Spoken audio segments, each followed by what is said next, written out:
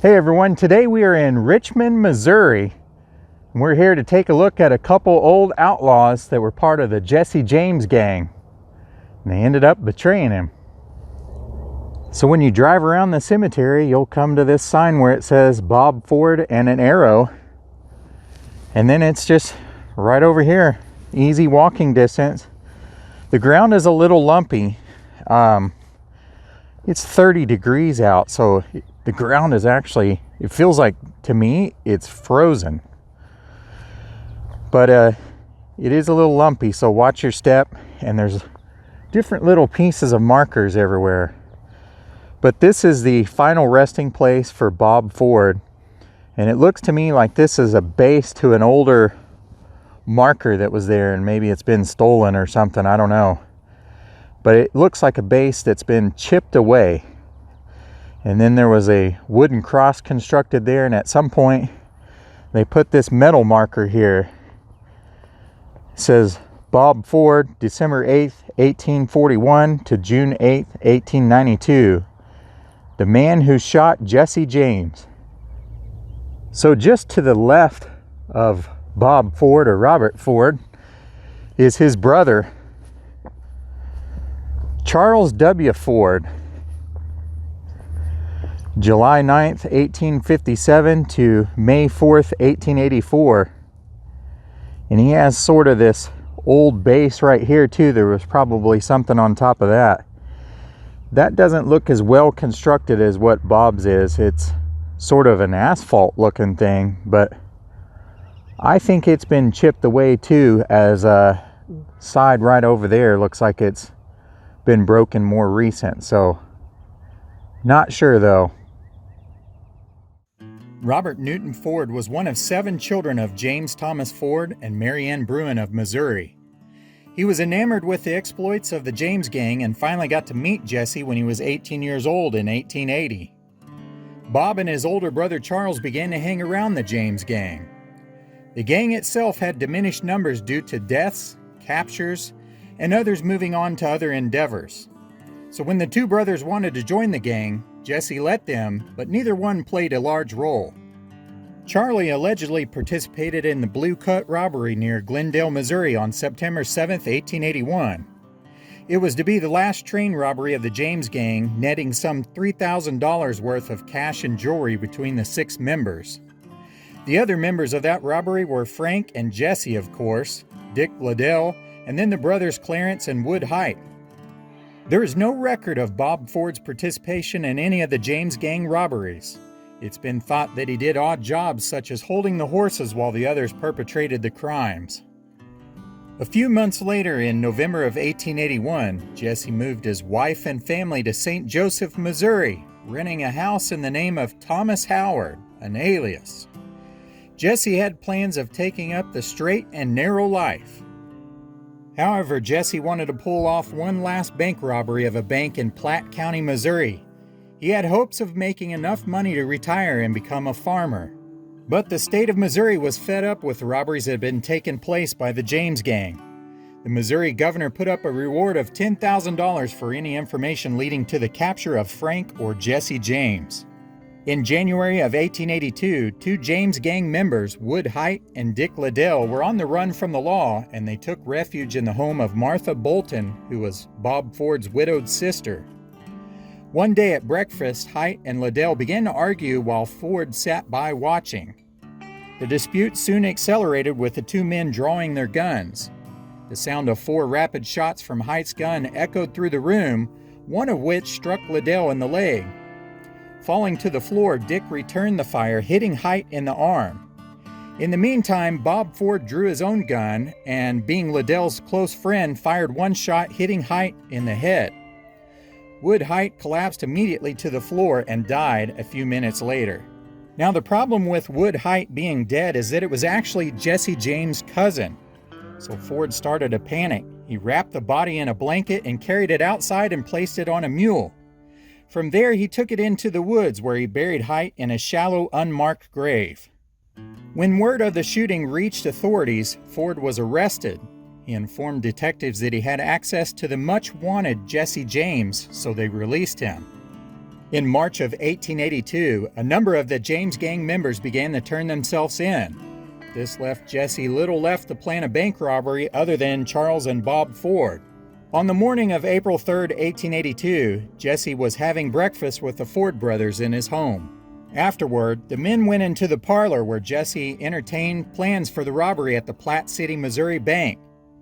When Jesse noticed that a framed needlepoint picture done by his mother was hanging crooked on the wall, he stood on a chair to adjust the picture. Suddenly, he heard the sound of a cocked pistol and turned slightly.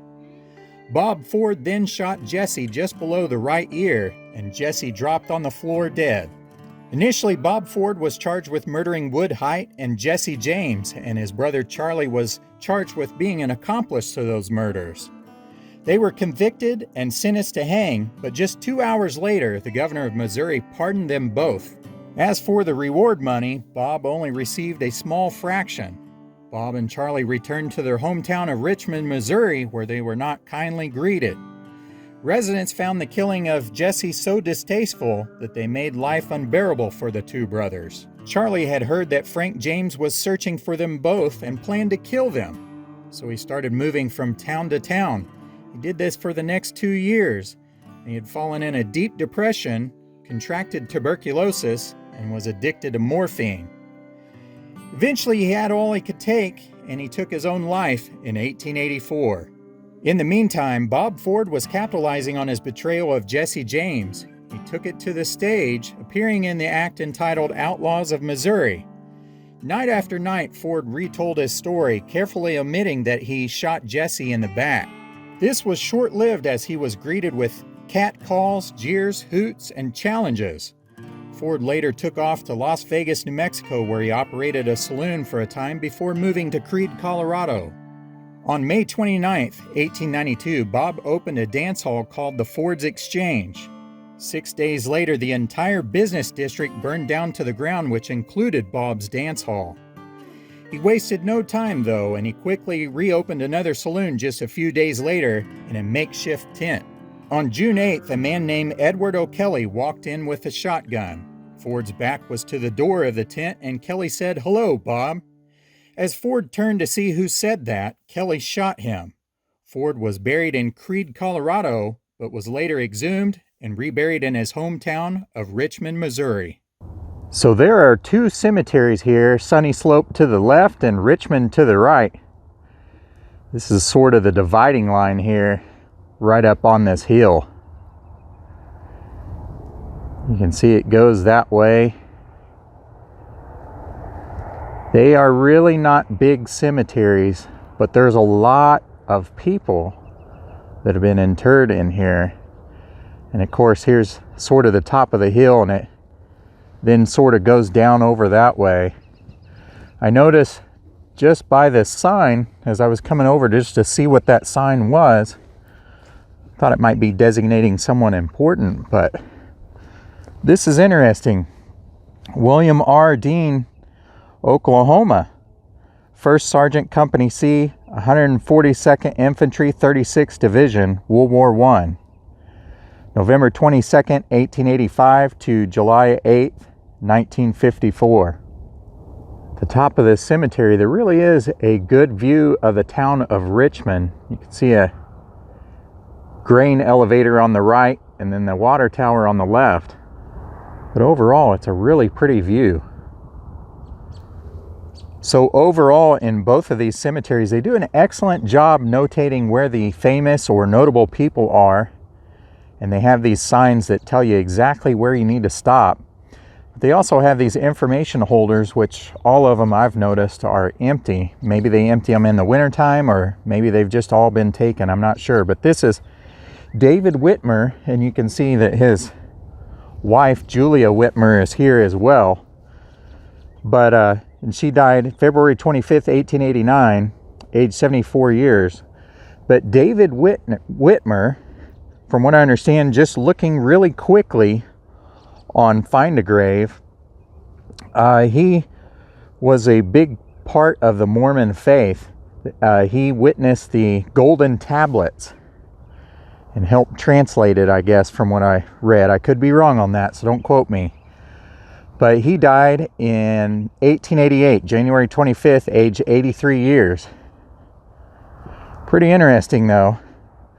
There's a lot of interesting graves in here. It's very old, and it's on this hillside, so you can see some of them just sort of tumbling down the hill, or they've broken or something, or they're mixed in with the trees and they're overgrown. You can see how these are kind of almost sort of moving down the hill a little bit, and how the top of this is broken. There's quite a bit that are old and crumbling in here. You can see these in the brush right over here. It's all overgrown, and then quite a few of them just tumbling down. Cemetery could really use some cleanup, but this is a small little town, and to reset a lot of these would cost a lot of money, and usually the families are responsible for stuff like that. I don't think a town this size would have the funds to do this alone, but nevertheless, it is interesting. Quite a bit of trash in here, I've noticed. You can see some vases there and food wrappers.